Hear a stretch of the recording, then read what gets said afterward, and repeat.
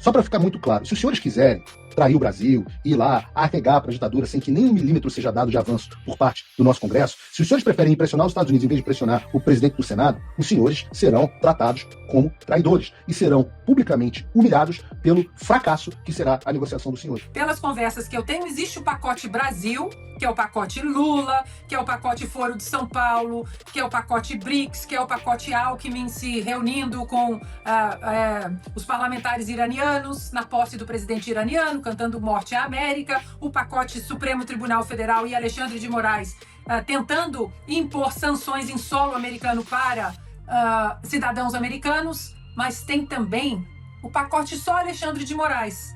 As Forças Armadas brasileiras buscam reforçar a aliança com os Estados Unidos em meio à tensão com o país. Sejam bem-vindos, o meu nome é Bruno, deixe o seu like e inscreva-se no canal.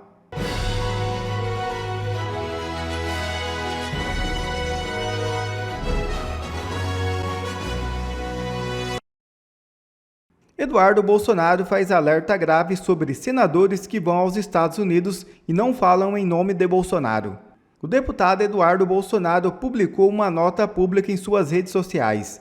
Abre aspas. Diante da formação de uma comitiva de senadores brasileiros que pretende vir aos Estados Unidos para tratar da tarifa morais imposta pelo presidente Trump, registro de forma categórica e inequívoca que tais parlamentares não falam em nome do presidente Jair Bolsonaro. Essa iniciativa me parece seguir o padrão de sempre, políticos que visam adiar o enfrentamento dos problemas reais, vendendo a falsa ideia de uma vitória diplomática enquanto ignoram o cerne da questão institucional brasileira. Trata-se de um gesto de desrespeito à clareza da carta do presidente Trump, que foi explícito ao apontar os caminhos que o Brasil deve percorrer internamente para restaurar a normalidade democrática. Buscar interlocução sem que o país tenha feito sequer o gesto mínimo de retomar as suas liberdades fundamentais, como garantir liberdade de expressão e cessar perseguições políticas, é vazio de legitimidade. O constrangimento se agrava com a presença de senadores ligados ao partido de Lula, político que sistematicamente adota posturas hostis aos Estados Unidos. Reafirmo que não tenho qualquer vínculo com essa iniciativa parlamentar fadada ao fracasso. Mas confesso até simpatizar com a ideia de que venham, não por acreditar que terão sucesso, mas porque poderão constatar que aquilo que eu e o Paulo Figueiredo temos dito, não há sequer início de discussão sem a anistia ampla, geral e restrita. Fecha aspas. Bastante aqui, e hoje de manhã eu recebi aqui a seguinte notícia, deixa eu ver aqui, na verdade eu recebi a seguinte mensagem. Good morning, essas pessoas estão pedindo para uma reunião com fulano de tal, não vou dizer com quem eles pediram uma reunião, mas eu vou dizer quem são. Senador Nelsinho Trade, Chair of the Senate Foreign Affairs Committee, presidente do Comitê de Relações Exteriores. Senadora Tereza Cristina, do PP do Mato Grosso do Sul.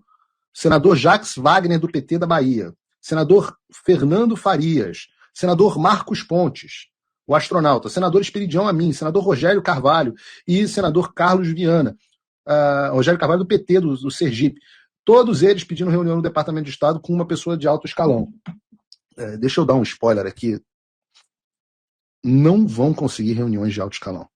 Com sorte, serão recebidos ou por alguém de baixo escalão, e isso está sendo decidido lá, eu fiz a minha sugestão, ou serão recebidos por alguém que dirá a eles, os senhores estão perdendo tempo, é melhor os senhores resolverem o problema político do país de vocês antes de quererem tratar de questões comerciais. Talvez seja o melhor caminho. Talvez, em vez da porta na cara, eles devam receber um sonoro vão cuidar da vida de vocês. Talvez seja esse o melhor caminho. Seja como for, se eu já sei o pedido e já sei com quem... Vira aqui para mim. Senadores, principalmente Marcos Pontes e Tereza Cristina, vocês imaginam, se eu já recebi quem que os senhores querem encontrar, eu já recebi o questionamento de se devem encontrar com os senhores. Se vocês têm alguma dúvida de que eu vou saber a agenda inteira e o teor da conversa, eu vou fazer questão de expor aqui no Paulo Figueiredo Show. Porque Tereza Cristina e Marcos Pontes, para mim, neste momento, são dois traidores da pátria. Está muito claro, e a minha recomendação é ao deputado que o Eduardo Bolsonaro emita uma nota pública desautorizando os senhores a falarem em nome do pai dele ou do movimento que eles... do qual os senhores dizem que fazem parte. Só para ficar muito claro, se os senhores quiserem trair o Brasil, ir lá, arregar para a ditadura sem que nem 1 milímetro seja dado de avanço por parte do nosso Congresso, se os senhores preferem impressionar os Estados Unidos em vez de pressionar o presidente do Senado, os senhores serão tratados como traidores e serão publicamente humilhados pelo fracasso que será a negociação dos senhores. E se eu estou falando isso, é porque eu tenho certeza do que vai acontecer. E Eduardo confirma decisão de Moraes contra sua esposa e dá aviso ao ministro. Veja o vídeo. O deputado federal licenciado Eduardo Bolsonaro publicou na sua rede social o seguinte, deixa eu até exibir na tela porque foi agora há pouco essa publicação na rede oficial do Eduardo. Minha esposa, Heloísa, que não é política e nem milita nesta área, teve suas contas bancárias bloqueadas, sem qualquer justificativa legal. Trata-se provavelmente de mais um ato arbitrário ordenado por Alexandre de Moraes. Digo provavelmente, pois jamais foi sequer citado dos inquéritos que ele recentemente abriu contra mim. Mas ontem resultaram igualmente nos bloqueios das minhas contas. O desespero de Moraes lembra o declínio de tiranos históricos que preferem o caos nacional e a morte à perda do poder. Ainda há caminhos para ele fora da toga, mas não creio que lidamos com alguém disposto a recuar voluntariamente.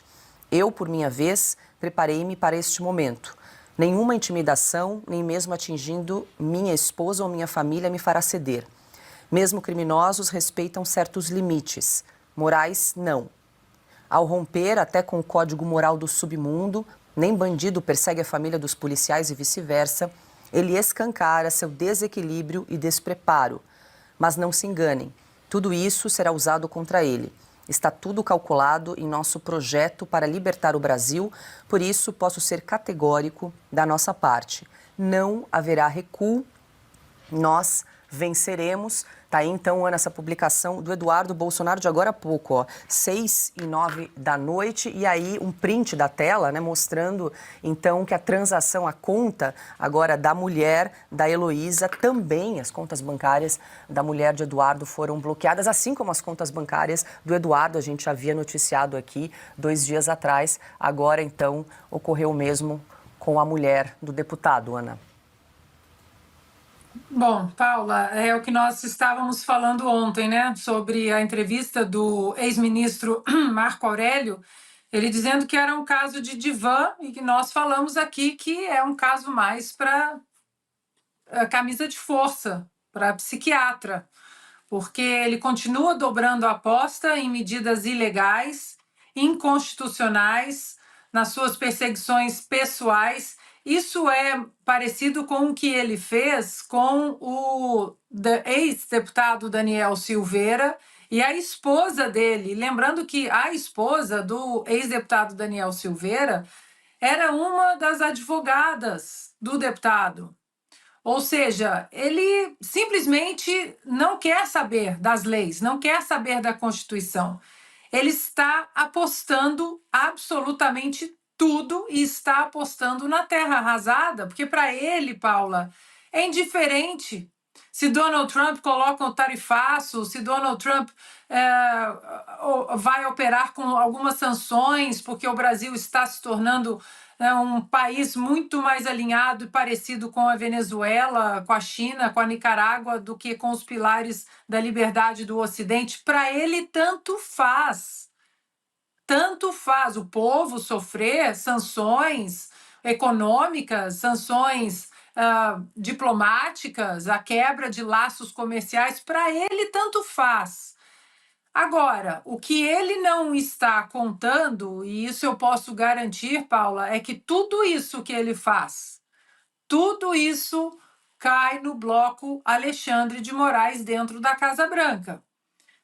Quando vai sair a Magnitsky? Realmente não sei. Alguns detalhes, estão faltando alguns detalhes para que a Magnitsky seja de fato assinada e colocada em prática para Alexandre de Moraes.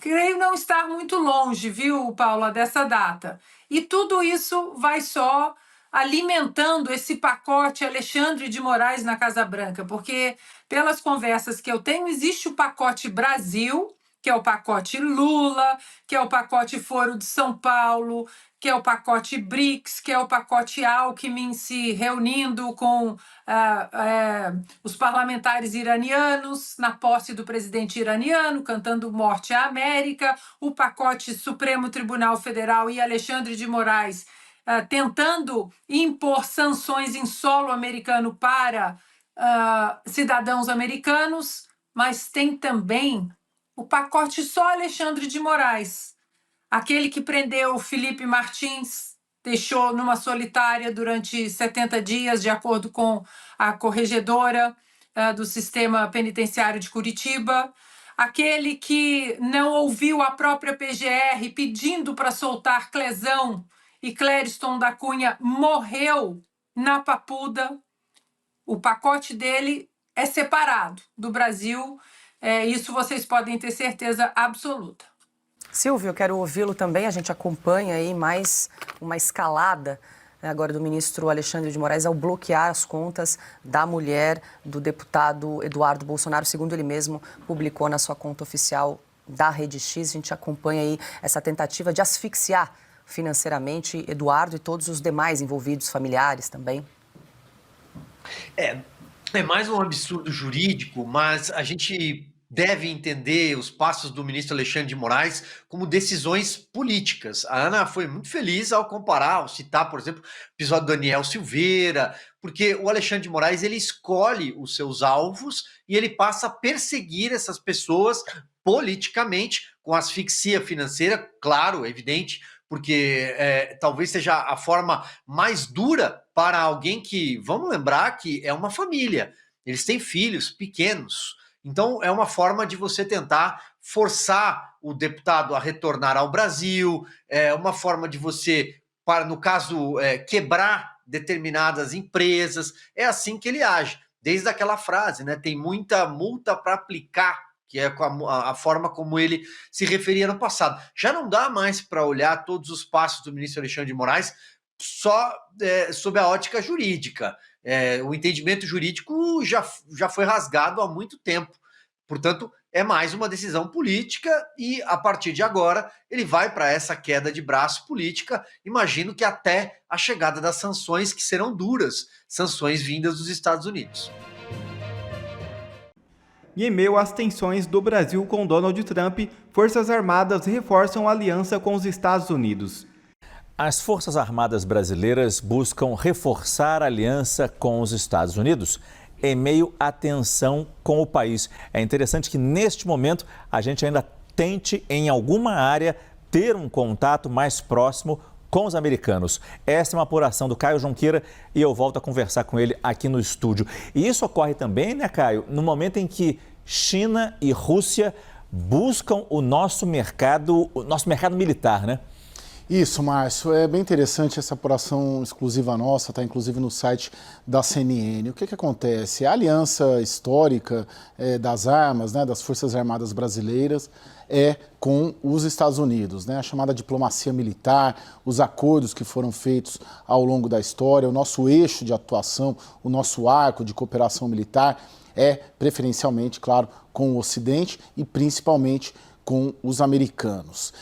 Há, nos últimos meses, alguns negócios que foram fechados entre as Forças Armadas brasileiras e as Forças Armadas americanas. Por exemplo, a compra de 12 helicópteros Black Hawk avaliados em 451 milhões de dólares. O Brasil comprou esses 12 helicópteros das Forças Armadas americanas. Outra compra, 222 mísseis Javelin, avaliados em 71 milhões de dólares. Esses negócios estão em curso, não recebemos ainda, são negociações que não são impactadas por tarifas, porque eles são gov-to-gov, né? São negociações governamentais, mas o Brasil já espera receber parte desses produtos ainda neste ano. Além disso, tem a CORE, né, que é a cooperação militar entre Brasil e Estados Unidos. Cada ano é uma espécie de intercâmbio, né? Um ano é nos Estados Unidos, um ano é no Brasil. Neste ano já tem data marcada,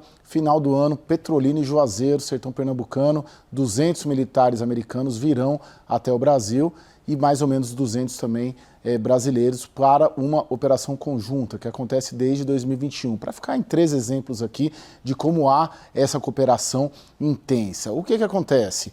Se escalar, e há o temor da defesa brasileira, das Forças Armadas brasileiras, de que se escalarmos, pode haver uma decisão presidencial simplesmente para derrubar esses negócios, barrar essa cooperação. Esse é um ponto.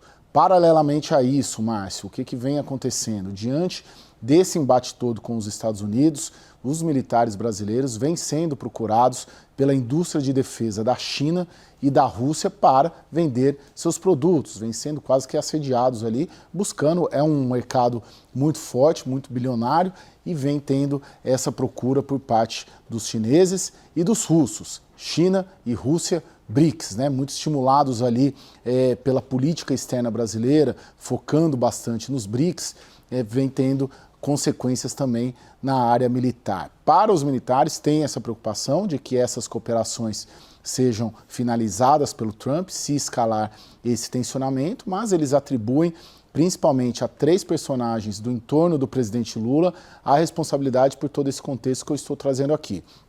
Primeiro, ao Celso Amorim, eles consideram que tem ali uma diplomacia, uma linha de diplomacia contrária aos Estados Unidos. Ao Sidônio Palmeira, que vem, de certa maneira, aproveitando essa crise com os Estados Unidos para alavancar propagandas, para estimular a popularidade, alavancar a popularidade do presidente Lula, e as pesquisas mostram que isso tem dado resultado, e principalmente ao ministro da Casa Civil, Rui Costa, que tem ali reduto eleitoral, base eleitoral, foi governador da Bahia, e a Bahia tem uma ligação muito grande, investimentos, muitos investimentos chineses. Esse é o contexto todo do impacto desse tarifaço nessas relações militares entre Brasil, Estados Unidos e os países do Oriente. E após as últimas decisões absurdas de Alexandre de Moraes, até a velha imprensa militante começa a abandonar o ministro. Hoje se constata também ela em um lugar que eu considerava improvável, que é a velha mídia. Porque até os veículos oficiais do regime, os grandes defensores e habilitadores do pseudo-juiz Alexandre de Moraes, começaram a criticar as suas decisões. Não, eu sei que parece absolutamente inacreditável o que eu estou dizendo. Para ninguém falar que eu estou mentindo, eu vou passar aqui para vocês alguns trechos de vídeos dos caras falando isso com todas as letras. Eu vou começar pela Globo News. Aqui, assim, primeiro, logicamente, eu acho que todo mundo concorda que o texto da decisão do ministro Moraes ele é vago o suficiente para permitir interpretações dúbias. Segundo, ele, na prática, e eu acho que a postura que coloca é correta, ela se configura uma censura prévia, sim. Porque tudo hoje é a internet, né? A gente já vive falando, a vida está aqui dentro desse celular, a vida está nas redes sociais, isso é... Peraí. Parou. Aqui. Parou. Chama o VAR. Bota aí. A Globo News está dizendo que tem censura. Volta uns segundos aqui, chama o VAR. Configura uma censura prévia, sim.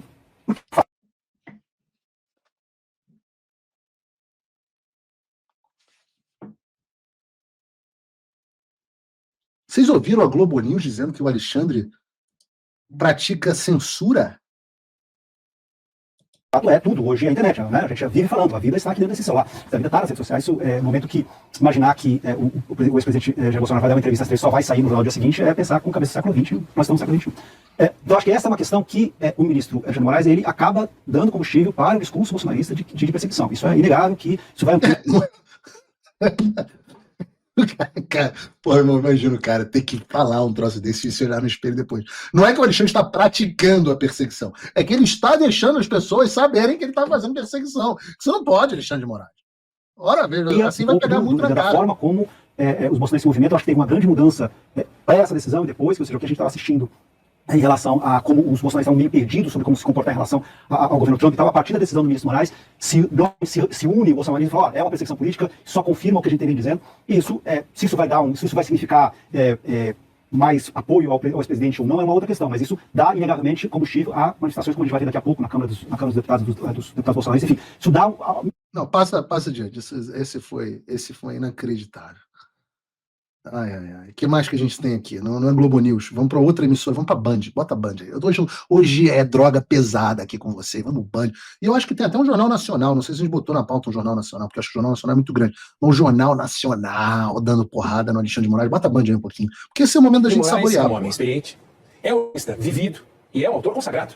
Uma das obras dele sobre direito constitucional está na 40ª edição. Não dá para aceitar que ele se atrapalhe com a interpretação da Constituição ou com o manejo de conceitos básicos como a liberdade de expressão. E passa de qualquer limite razoável proibir, abre aspas, transmissões. Band dizendo que o Alexandre viola a liberdade de expressão e passa de qualquer limite razoável. Machos, hein? Retransmissões, ou veiculação de áudios, vídeos, ou transcrições de entrevistas em qualquer das plataformas das redes sociais de terceiros. Fecha aspas. Como assim? Se um jornal entrevista Bolsonaro e publica na edição em papel, pode. Se jogar a mesma entrevista na rede social do jornal, não pode. Como assim? Não é Bolsonaro quem controla as redes sociais de terceiros. Ele não tem esse poder. Poder que a Constituição não delega a ninguém, nem ao ministro Alexandre de Moraes. Nessa, ele pesou. Pô, o cara tem que passar óleo de peroba na cara pra ir lá fazer um editorial desse, meu irmão. O cara derrubou a Jovem Pan, censurou a Jovem Pan o tempo inteiro. O cara tem um monte de jornalista perseguido em tudo que é lugar. Eu não tenho, tô na 8ª rede social. Nessa, o Alexandre derrubou. Não, o negócio de mandar a velhinha que tava fazendo yoga pra prisão no regime fechado, porque tava no Rio de Janeiro, não, mas aí tá tudo certo. Mas agora, Alexandre de Moraes, a Constituição não lhe confere esse poder. Puta merda! O cara senta pra fazer um editorial desse. Na maquiadora, juro pra você. Na maquiagem, vocês não sabem, mas antes de entrar na televisão, eu não faço, porque eu devia até fazer. A maquiadora normalmente passa um pozinho e tal. Eu até passava antigamente, hoje em dia eu não passo mais, porque eu tô com a pele tão bonita que não preciso mais. Mas um cara desse, eu tenho certeza que a mulher vem com óleo de peroba. Me mexe assim, se eu desejo mais óleo de peroba, porque é um negócio inacreditável. Bota o Metrópolis aí, bota o Metrópolis. Mais uma imposição de censura ao ex-presidente Jair Bolsonaro. E nós aqui no Metrópolis, a gente acabou, obviamente, rapidamente chegando a uma conclusão de que isso também prejudica a nós, como veículo de comunicação, de que o ministro determina... No shit, Sherlock! Não, volta aqui. Ora. Parece que temos uma Sherlock Holmes na redação do Metrópolis. É mesmo que censura ia acabar prejudicando a imprensa? Ora, quem poderia imaginar uma coisa dessas? É, assim, inimaginável. Graças à nossa Sherlock Holmes do Metrópolis, nós descobrimos que tem censura no Brasil e que pode prejudicar os veículos de imprensa. Quem poderia imaginar, rapaz? Ora. A gente faça uma entrevista, a gente publica uma entrevista ou poste qualquer informação que seja. Tá aí, mais um dia que o ministro Alexandre de Moraes, eu ia dizer que ele nos surpreende, mas nem surpreende mais, ele nos surpreende. Bom, obviamente um cerceamento, uma censura, né? Mais uma censura, né? Bom, o Mário Sabino, pelo menos, melhorzinho, né? Mais um cerceamento, mais uma censura. Uma censura muito pitoresca, né? Eu diria, porque ele não, veja, na primeira ordem, que já não faz sentido, né? Era para que o Jair Bolsonaro não utilizasse mais as redes sociais dele. Né? Obviamente já atenta contra a Constituição, porque o Jair Bolsonaro não está preso, apesar de praticamente estar, né? Não teve prisão decretada, ele não foi condenado. Né? O preso tem a liberdade de expressão, mas limitado. Né? Eu não vou ouvir o Mário Sabino com todo carinho aqui, porque essas pessoas, uma vez eu falei isso pro Pavinato, que eu gosto muito, meu amigo, ele fica dizendo, não, tal coisa viola tal dispositivo da Constituição, tal coisa é inconstitucional por isso ou por aquilo. Eu falo, porque vocês estão de sacanagem, Pavinato? Você faz de conta que ainda tem Constituição no Xandaquistão? Pô, não adianta ficar dizendo, não, viola tal dispositivo. O cara já rasgou a lei, já faz o que ele quiser, pô. O cara vai ser sancionado como violador de direitos humanos internacionalmente. Enquanto isso, os editoriais, não foi só os comentários. Aqui não dá para separar tudo aqui. Eu não sei se a gente vai ter... Eu quero o Estadão. Estadão. Um caso escandaloso de censura, diz o editorial, Moraes cometeu um abuso. Medidas cautelares foram impostas a Bolsonaro e não a terceiros que, por dever de ofício ou apreço pelo ex-presidente, transmitem suas declarações públicas em veículos de imprensa ou nas redes sociais. Na prática, o STF proibiu Bolsonaro de conceder entrevistas, pois não há mais conteúdo jornalístico que deixe circular pelas redes sociais hoje em dia. O que é isso se não censura prévia? O que é isso se não uma afronta gritante à liberdade constitucional da liberdade de imprensa? Olha o mundo que esses caras estão. Agindo assim, irônica e talvez involuntariamente, Moraes ainda soprou as brasas da própria retórica de perseguição política, que Bolsonaro também explora para escamotear a justeza da perseguição. Justeza da perseguição criminal, ora em curso contra ele, de quebra, ainda rasgou a jurisprudência do próprio STF. Ainda continua o Estadão? Ainda continua o Estadão. Lembremos que em 2019, nem a Lula da Silva, na época da Curitiba, Lewandowski, o cacete, Estadão. Porrada no Alexandre, do Estadão. O Estadão até que, apesar de chamar de justeza a perseguição contra Bolsonaro, até que já criticou algumas vezes. Mas a Folha de São Paulo é realidade. E a Folha adotou um tom até parecido, dizendo, abre aspas, editorial da Folha de São Paulo, a obsessão censora do ministro Alexandre de Moraes deveria ser inibida. Obsessão censora. Obsessão censora do Alexandre de Moraes deveria ser inibida. Não é que ele é um censor, cometeu crime de responsabilidade. E, pelo amor de Deus, senadores da República, guardem esses editoriais e utilizem isso como prova. Como prova no pedido de censura, de impeachment do ministro. Porque eu quero ver os jornais se recusarem a concordar com os editoriais deles mesmos. Censura é crime de responsabilidade. É abuso de autoridade. A obsessão censora do ministro Moraes, então, deve ser inibida. Soou como demonstração inútil de força. Soou como a ordem a uma plataforma de rede social nos Estados Unidos para pagar contas de um blogueiro direitista dias depois do Trump ameaçar o Brasil. Blogueiro direitista é que agora eu sou jornalista, segundo a própria Folha. Mas o Rodrigo Constantino, que trabalhou na Veja, na Gazeta do Povo, na Jovem Pan, no Globo... eu tô esquecendo aqui os veículos que o Rodrigo já trabalhou. Tem, sei lá, 10 livros publicados. Ele é um blogueiro direitista. Colunista da Gazeta do Povo. Oeste, um blogueiro direitista. O Globo. Para finalizar essa coletânea, temos o Globo.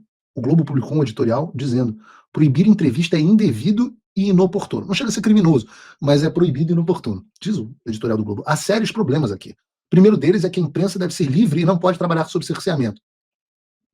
Não a Jovem Pan pode. Terça Livre, claro. O Constantino não é jornalista, é blogueiro de extrema-direita. O Paulo Figueiredo só virou jornalista essa semana, na época que foi bloqueado. Não era também. Guilherme Fiuza já foi colunista da gente, mas não, também não, esse estava tranquilo. O Lacombe trabalhou aqui na Globo também, não, mas o Lacombe não. O Lacombe estava liberado também. Não, mas a imprensa não deve ser livre e não trabalhar sob cerceamento. O segundo é que, antes de qualquer condenação, continua o editorial, Bolsonaro deve ser livre para dar entrevistas. Medidas cautelares anunciadas para garantir o julgamento de ações penais não podem atropelar os outros direitos fundamentais, como a liberdade de expressão e a liberdade de imprensa. Que, caraca, o cara escreve um troço desse, velho. O cara escreveu, alguém, um ser humano, foi lá e digitou isso no teclado. E o cara não ficou rindo, se suicidando por dentro.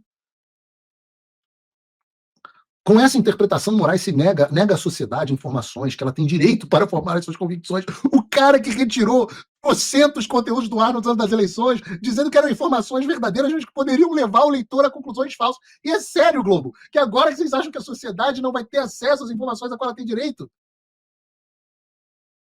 Meu Deus do céu! Agora! Vocês achavam que a censura ia acabar no Oswaldo Scrock, no Alan dos Santos, no Paulo Figueiredo, no Constantino, no Monarca, no Fiuza? Vocês não acham que ia chegar em vocês? Meu ponto nessa história não é nem esse. Meu ponto nessa história, agradeço aí os 80 mil pessoas assistindo o Paulo Figueiredo Show hoje. Peço a vocês que percam um segundo aí, clicando no like e compartilhando, apertando o botão do repost no X. Mas o meu ponto na história nem é esse. O meu ponto na história é o seguinte. Vocês estão vendo Globo News, Band, Metrópolis, Estadão, Folha de São Paulo, Globo e todos os veículos. Estava vendo aquele Maierovitch no UOL também sentando, o Jornal Nacional, sentando o cacete na decisão do Alexandre pela dobrada de aposta absurda que ele resolveu dar. E eu digo a vocês, eu faço uma pergunta aqui, uma reflexão. Como é que será que o grande empresariado brasileiro, que está há 8 dias de tomar uma tarifa de 50% na exportação para os Estados Unidos? Bota um tic-tac aí para mim, Bruno. A tarifa está chegando. A tarifa está chegando. 8 dias para a tarifa. A gente tem que começar a botar um contador aqui para a tarifa. Como é que o empresário brasileiro, as elites econômicas, aquelas que estão vendo, será que vai haver restrição ao mercado de capitais do Brasil, mercado financeiro? Imagina se você é dono de um banco. Daqui a pouco você sabe que está vindo uma lei Magnitsky, que você vai ter que encerrar as contas do Alexandre. Mas o Alexandre pode dar uma ordem dizendo que você não vai encerrar. E aí você vai ter que decidir entre obedecer o FAC americano ou o Alexandre de Moraes. Imagina o que essa galera está pensando diante de tantas dobradas de aposta infinita. Vocês acham que essa turma está pensando de maneira positiva? Estou gostando do Alexandre? Ou está falando, Leônidas, porra, vai tomar tua treta aí com outros. Para aí um pouco de meter a gente numa treta louca.